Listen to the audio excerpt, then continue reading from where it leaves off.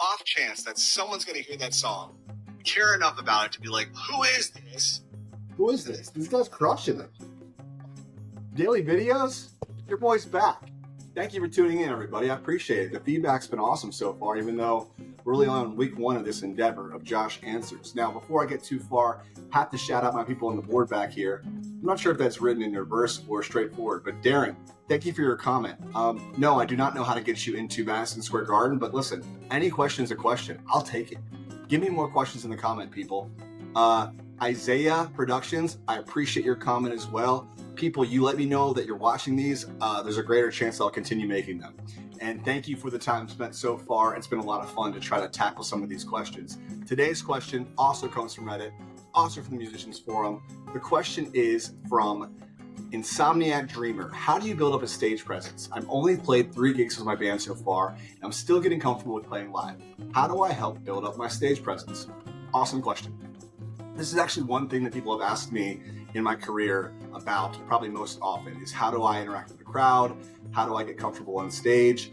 Now for me, it's been a long career of playing shows up and down, dive bars to arenas and kind of interacting with every possible crowd you could imagine. And so nothing is going to teach you like just getting the reps in with your band. Past 3 shows to 30 shows to 300 shows.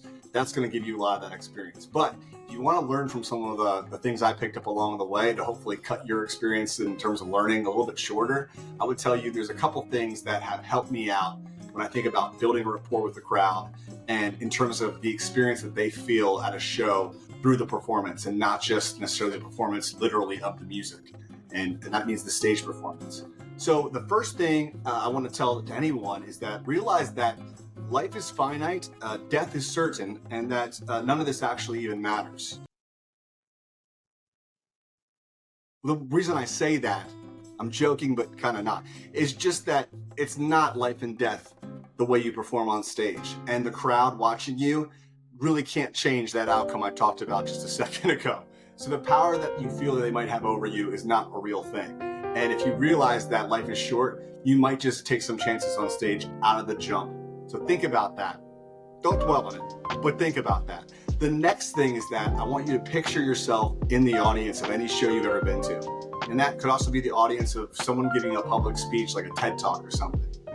When you're in the audience and it goes poorly, you feel bad. Like, there's never an audience member where someone is just like, choking on stage that is rooting for that to happen. Because the audience feels like very much the way that the person on stage is feeling. And they, as a whole, are actually rooting for you to do well because they want to feel great. And so as you look at a crowd, whether it be one person or I've played in arenas with 15,000 people before, those people want you to crush it, probably even more than you do, because they don't even know who you are half the time. So for you, realize that you got the crowd behind you.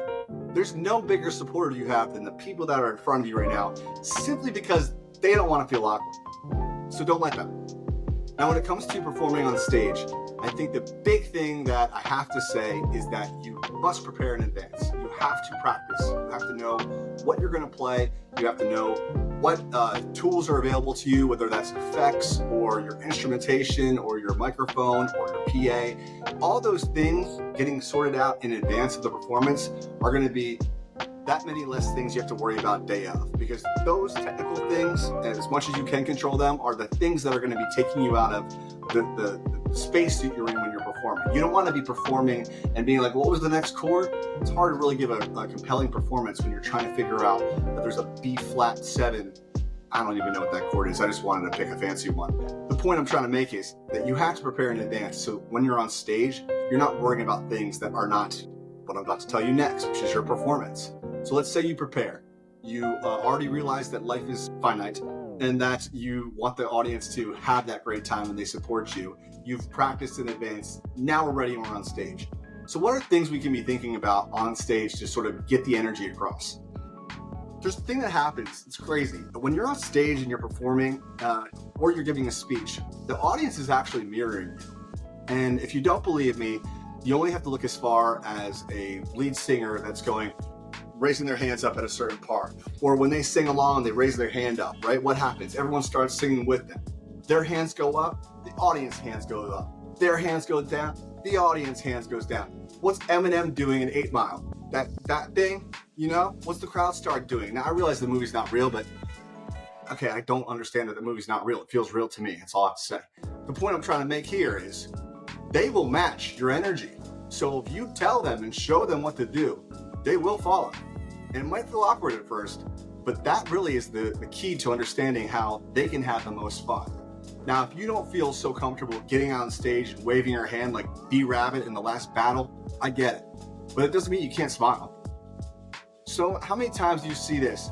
The bass player in the corner, sorry bass players, just angry, mean mugging, right? Now bass players can get away with it, but the rest of us, we have to be showing the people that we're having fun. They came out to have fun. Now remember this, the crowd that came to see you, they made plans. Maybe they bought tickets. Maybe they got a new outfit. Maybe they got a babysitter. Maybe they got transportation. Maybe they bought drinks. Maybe they got food, the rest. All this is happening on this night. All these things in motion that are coming to them being in front of you. They are here for a show. Give them a show. No one ever left a performance where someone was just being mugging on stage and we're like, this is the greatest thing of all time. No, they need to be told. They need to be shown how to feel. There's an awesome vocal coach I follow on TikTok named Lorraine Lawson. I just call her Double L. Awesome tips for singing. Hopefully someone will get absorbed so I can sing better. But one thing that she does say is that audiences listen with their eyes. Think about that. Audiences listen with their eyes. What does she mean by that? I'm not really sure. What I think that she means is that they're looking for the cues. They're experiencing the music when they look. When they look to a bass player, they hear the bass. When they look to the keyboard player, the music stands out from the keys. When they look to the singer, they see that the person that's emoting the song. And so you are not just, if you were going to only worry about the music itself, you may as well just put a recording out and let them listen to it at their leisure. But you've chosen to go on stage with your band and play. And so you have to show them what they're hearing through the way that you play. And that means owning the stage, feeling comfortable enough to look to your bandmate and smile or laugh or point at a thing and direct it. If you're the singer though, which it doesn't sound like you are in this situation, the singer really has to make that contact. One thing I heard recently was from the artist Jelly Roll. And he was in an interview talking about how he earned every fan. And he earned every fan by staring them down when he was performing, locking eyes with them, making that contact with them so he was sure that they felt that music. And it's something that I never really did very much on stage. I mean, I would look at people, a lot of times my eyes go closed. I'm singing because I'm so passionate. But after I heard the interview with Jelly Roll, I started looking at these people in the eyes. When I played at Club Cafe a few weeks back, I was locking eyes with these people like Jelly Roll. And I was like, yeah, you feel it. You feel it. And gosh darn it, it worked. Something was happening in that room. We won that crowd over, even though we were a feature act in the middle of 3 bands. And, most of the people that were there maybe didn't know who we were.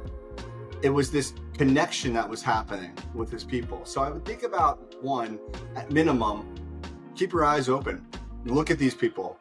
Smile. Let them know you're having fun.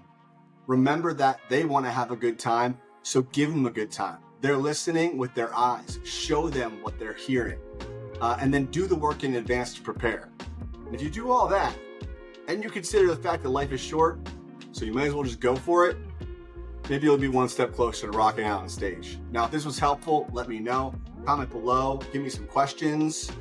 And if you didn't subscribe yet, what are you doing? I'm at 531 today. If I'm lucky, we're gonna hit 532. This has been Josh Answers. I'll see you next time, people. Bye.